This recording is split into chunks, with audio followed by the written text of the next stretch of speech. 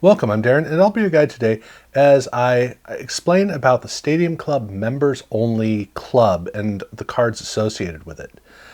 Members Only was a necessary creation by Topps starting in 1991 because Topps got backed into a corner. Topps had always been the card company. Ever since they took over Bowman in the 1950s, they had had a near monopoly for a couple of decades. There'd been a little run of Fleer cards and a few Philadelphia cards that popped up here and there. Parkhurst maintained a good run for a while in hockey, but by the 1970s, there was no competition. All cards were Topps cards. That's just what they were for main release cards. And in the 1980s, we saw, starting in 81, we saw Fleer and Don Russ join Topps and really invigorate the whole hobby, which was necessary. Topps has always operated as a do nothing unless you absolutely have to, and then you do crazy, amazing things. But as innovative as they can be, they have to have a fire lit under them, and that's always been the case. That's part of the reason why they're the winners at the end of the day, and they're the only card company left standing at this point. But unfortunately for collectors, that is not a great model to go by because it takes the energy away from card collecting, and we really need somebody else to kind of light a fire under them. Fleer and Don Russ did a good job of that in the 1980s, where it forced Topps to really kind of play around, add a whole bunch of different sets, but Topps also started to address higher end card collectors with their Gallery of Champions, with their Topps Tiffany. There were a couple of things that they did to expand the hobby out beyond just something for kids.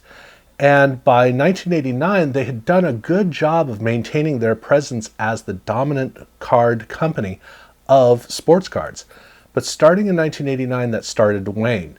Score was kind of a preliminary shot, but it was in 1989 when Topps they opted to expand out their presence by making Bowman to have a higher end card, and it didn't quite work, primarily because while they were trying to make a higher end card in the way they always had, they were still thinking in terms of kids.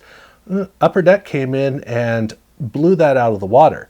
And while Upper Deck was not a rousing success in 1989, it did presage the level of care that Topps would have to put into, that everybody would have to put into cards for a higher end market. And in 1990, when Topps was just kind of churning along with the stuff they'd always done, we saw Don Russ release Leaf, which was competing directly with Upper Deck and doing a really good job of it. But more than that, we also had, over in the world of football, we had Action Packed. In basketball, where Topps wasn't, we had Skybox. And Upper Deck also jumped into hockey. So right there, Topps by 1990 realized it was caught on its back foot, and it was going to have to catch up, let alone surpass. Not only that, but Score and Pro Set had already leapfrogged Topps in terms of the base brands beyond even what we had already seen in Score and baseball. Over in football, the innovation was really, really impressive. And so Topps had to very quickly not only catch up with their Topps brand, which they would kind of do, but they also needed to regain the top end of the market. If not take it away from Upper Deck, at least compete alongside Upper Deck. And that's why they created in 1991 Stadium Club. Now, Stadium Club itself, the card set, that's not what I'm going to be getting into. It was a pretty innovative card, but I mean, Pinnacle came out, Score created Pinnacle. We also had Fleer releasing Ultra. We had Pro Set releasing Platinum. So everybody was trying to make this next step. And so with Topps creating their Stadium Club cards, they were more high tech. They had some gold foil. They had high gloss. They had a full bleed of the image.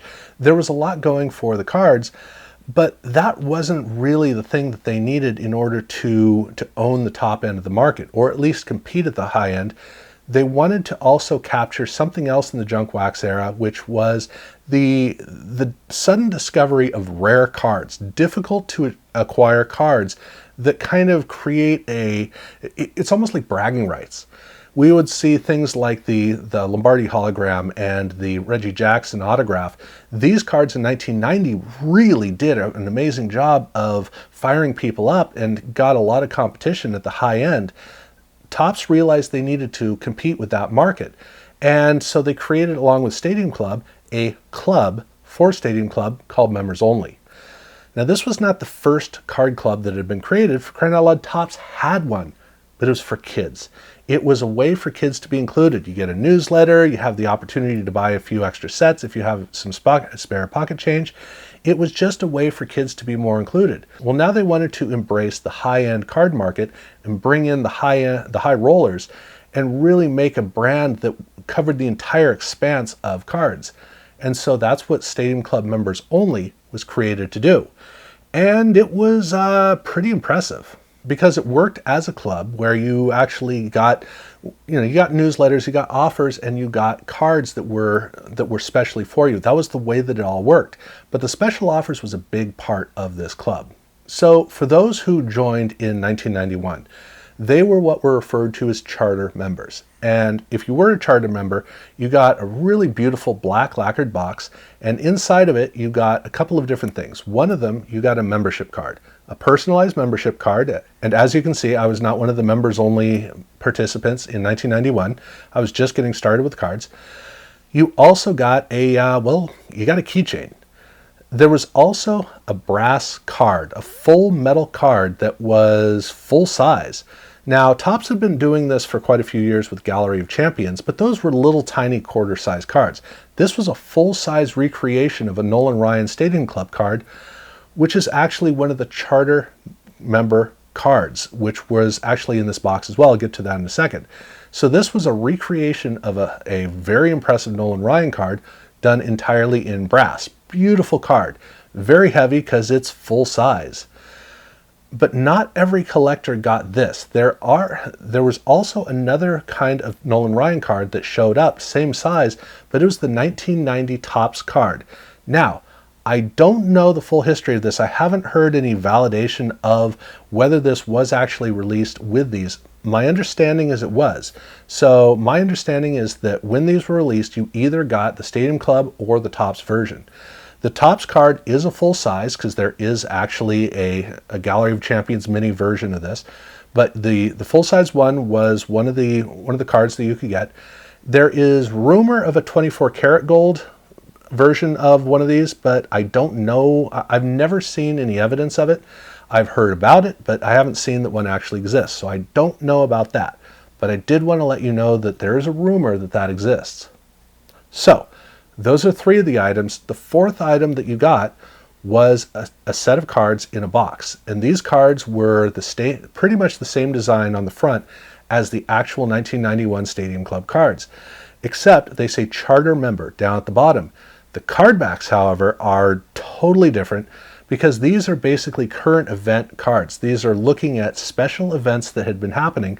So it was like a yearbook, but not a yearbook. It was more like a kind of a rundown of the events, the highlights of the season. That's what they went with. And it wasn't just one sport. While Stadium Club and Topps at large were dedicated to baseball, that was the whole focus. They were actually present in three sports. And so here in this box, you had baseball cards, and you had football cards, and you had hockey cards. So all three of those sports were well represented. And because this was more about highlights through the season, some players showed up twice in this set. And that would be kind of a running theme for the first couple of iterations of this.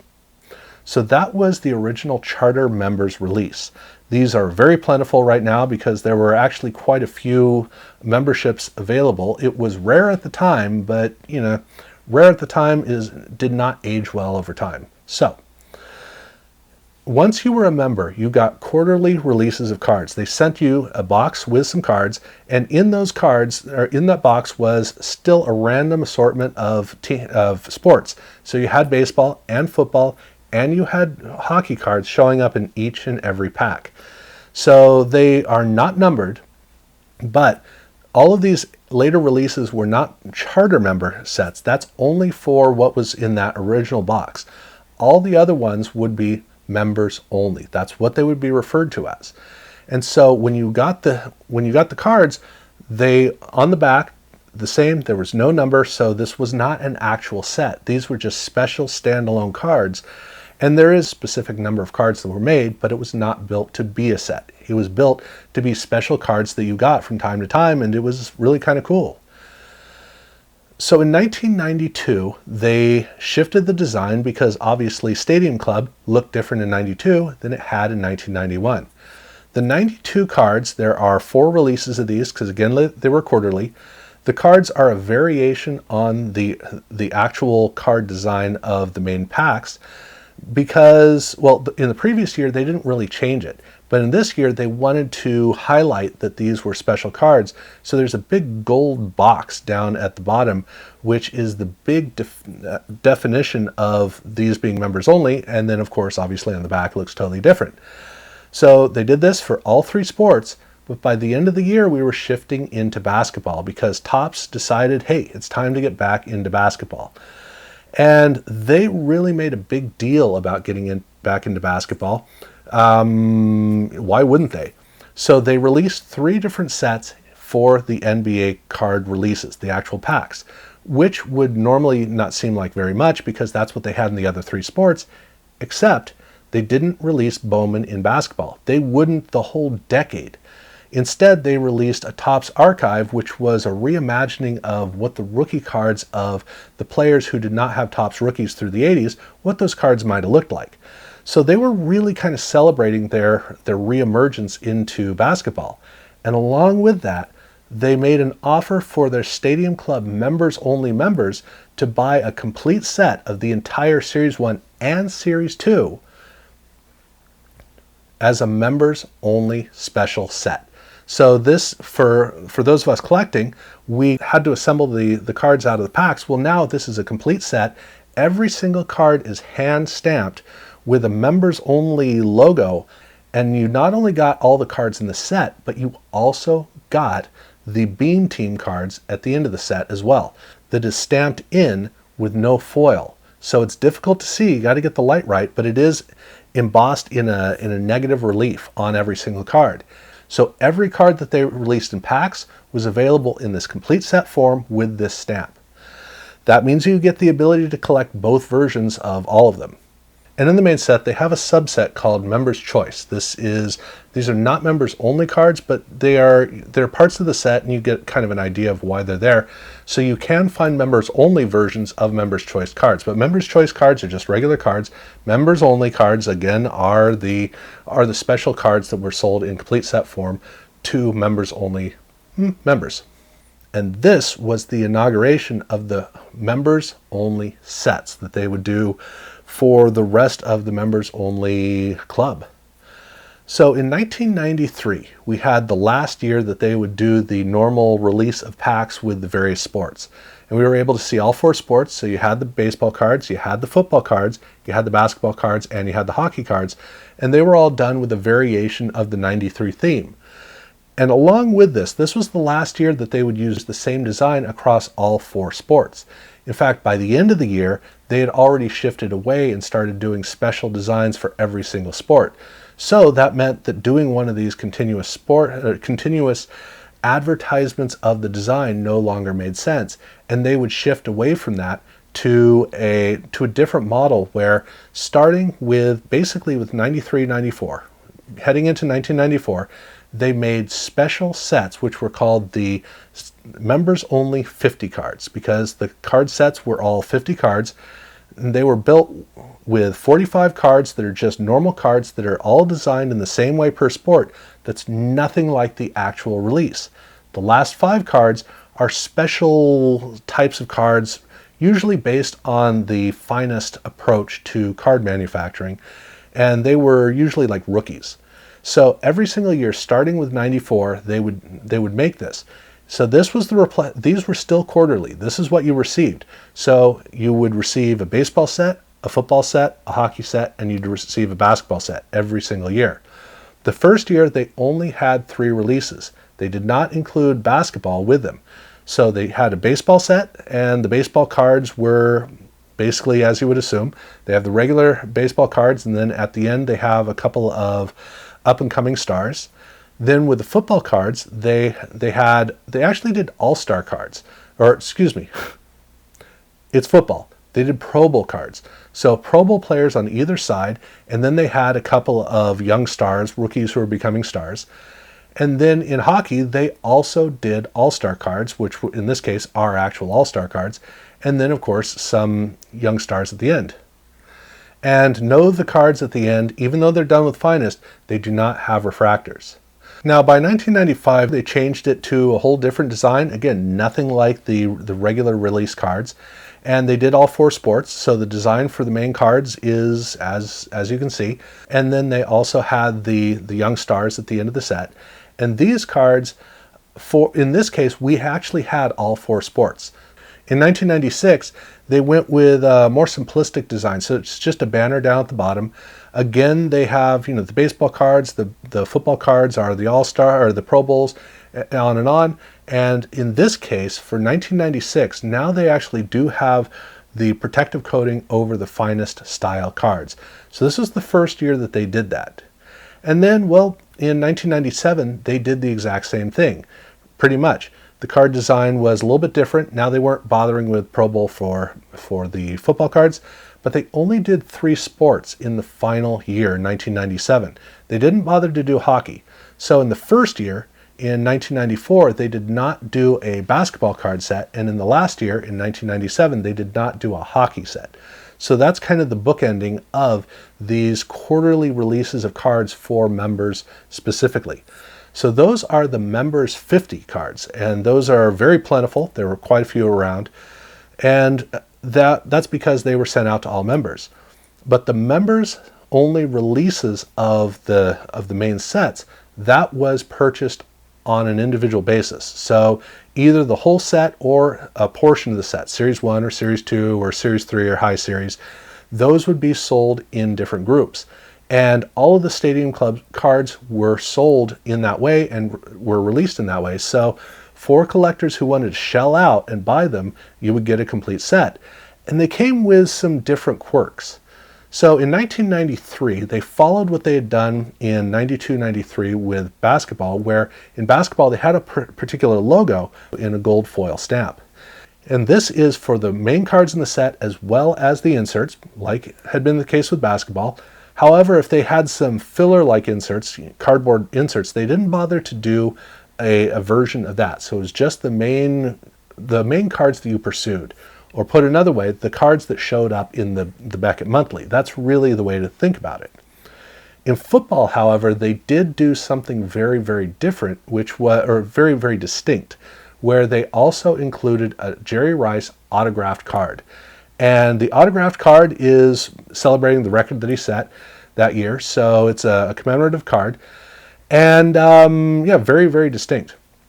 Also in 1993, because they had the Master Photos cards, they did that as well. So the Master Photo cards, you had the regular, and then you also had the members only parallel. So that's the way they released it. They did not do it with the small versions, just the large versions, so the official cards. So redemption cards were not replicated, except with super teams. In the case of super teams, it was the cards in the pack, because they didn't bother with the Super Bowl or the finals or the World Series releases that they did. That was something separate. It was just the cards you could receive in the pack.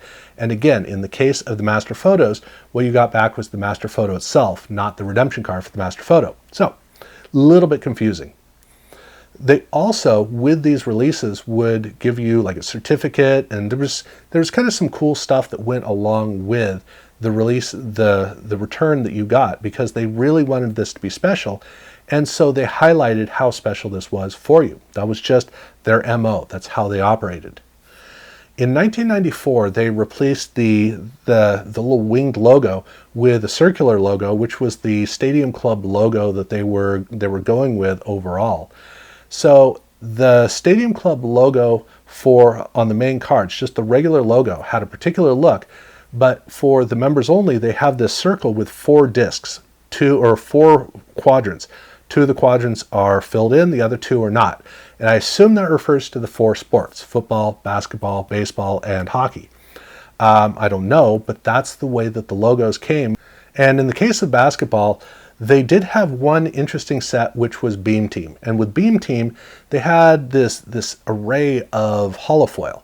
Well, they decided to use that for where they would put the members only distinction on those particular cards. So instead of having the logo printed on like they did with all the other cards in basketball, for those particular cards, they put a different effect for the holofoil with the words members only through it. So it's very, very, very distinct the way that those cards looked. But all the rest of the cards were done with just with the logo in a gold foil stamp.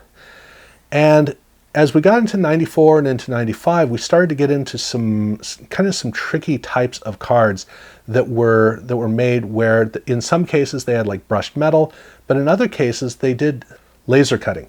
And with the laser cut cards, well, that's exactly what they did with the logo. They laser cut the logo into the cards. So instead of playing tricks with the holofoil like they'd done with the Beam Team, that was the only time they did that. In the rest of the cases, they tended to play around with whatever you had. So if you had a brushed metal card, it was still in gold foil, but it was like a contrast to the brushed metal. But with the laser cut cards, it was laser cut in. So that's the way that you see it. And that's what you got to look for in order to figure out if it's a members only card or not. And they were starting to do some Bowman's Best or Finest advertised promo cards, basically. And sometimes when they did that, they had a refractor parallel. Well, for the members only release, they did not do parallels for any of the inserts. And in the case of the 94 football Bowman's Best cards, they didn't even use the logo. They put a little strip of text in the squiggly lines on one of the two squiggly lines on each card. So that's where you got to look in order to see if it's a members only card. So they kind of hid it in there, which is what's kind of interesting. It actually makes it kind of cool in its own way. Now, by 1995, they were starting to do parallels for the main card sets. And what I mean by parallels is they'd done parallels of the complete set. Obviously with the members only, but also with their Super Bowl or finals or the World Series releases. Basically, those releases were all done as complete sets. But in packs, the only parallel they had for the cards was their first day production, which they didn't bother to recreate for their members only for obvious reasons. Well, starting in 1995, they started playing around with SP cards in their card sets. So you had the main cards, which were easier to get, and then they would have a section of cards in football and basketball, which were harder to get, and those cards also came with a parallel version. And the parallel version had a different effect. And for those releases, when you got your complete set from members only, it had the main cards in the set, plus you had the parallels for that. So if you had a 250 card set, you'd actually get like 280 cards because the SP card's done both as the regular and as the parallel. So you got both of them. So that was an additional element to these card sets. And even in baseball, where they also had some parallels that was going on, they were doing the same things as well over there. And baseball was really getting kind of crazy because where in football and basketball and hockey, it was pretty much straightforward. Here's our Stadium Club set. Well, you had different ideas they were playing around with in baseball, and so you had your rookie traded set, and you had some really weird stuff that made these members only sets a lot more convoluted, which meant if you were hardcore and you were going to collect all of this, you were going to be spending some money. It was going to cost you a lot to do, but that was what they were geared up for. That's really the market they were going for, people who were that hardcore. So in 1996, they shifted gears in terms of how they were approaching their members only cards, where instead of doing some sort of a logo on the front, they started to print diagonally across the back, all the way across the back, members only cards, which means it's a lot harder to notice that these are members only cards because of the fact you have to turn the card over. Once you do that, it tends to be a lot easier to do this. And so that means that depending on how you approach the cards, you may never even notice that a card is necessarily members only. But again, this was across all of the card releases that they did in the set. So they had the main cards in the set. They may have had parallels or they may have had a section of cards that got parallels, maybe not. And then you would have all of the inserts, but all the base inserts, not any of the parallels for the inserts. all with that text across the back. So that was for the laser cut cards, that was for everything. Just the way that they went through all of 96 and all of 97. It's how they closed out their members only legacy of cards in terms of the members only releases for the main sets. But like I said, way back at the beginning, there was more to this than just the members only cards, because this was also a gateway to buy special stuff from Topps. I'm not going to get into all of it, but I wanted to give you a little feel for it, because there are some cards that show up from time to time that are Finest or Topps related that you may not know where it came from. Well, this was it. It was their Topps Vault, Topps Stadium Club members only, that realm of high-end collectors. This was stuff that they could buy. And the first one is their Finest Landmarks. Now, for Finest Landmarks, these are brass or bronze cards. I think they're bronze cards, but they are full metal cards. And just like we had seen with the charter members, in this case, they do have the whole back is imprinted, but on the front, they actually have an enamel set in that has a Stadium Club-like design, making these cards look really, really, really cool. Very rich and luxurious. They did this for 3 different sports. They had the football set. They also did multiple baseball sets. So they came in, there were different releases that they had. And then for hockey, they also had hockey cards as well. So these were cards that could be, in most cases, these were cards that they could purchase through this outlet. They also had some interesting museum collection cards for Topps that were also done as these bronze cards that were they were releases that were monthly. And you could get them of these older players. So they're recreations of old Topps cards, and they came in a box, well, kind of a box, a cardboard package. And so that was another release that you could get through the Topps Stadium Club members only through that channel.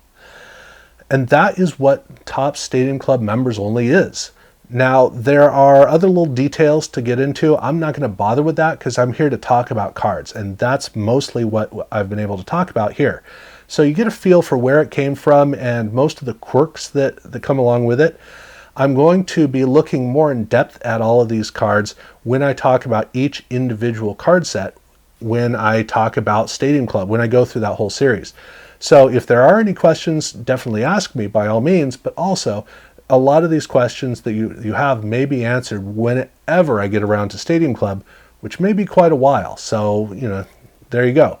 But at least now you understand the lay of the land of what it is, how it came about, and how it worked. So, thank you very much for watching. If you haven't subscribed to my channel, please do so. Do check out my other videos, and thank you very much for watching.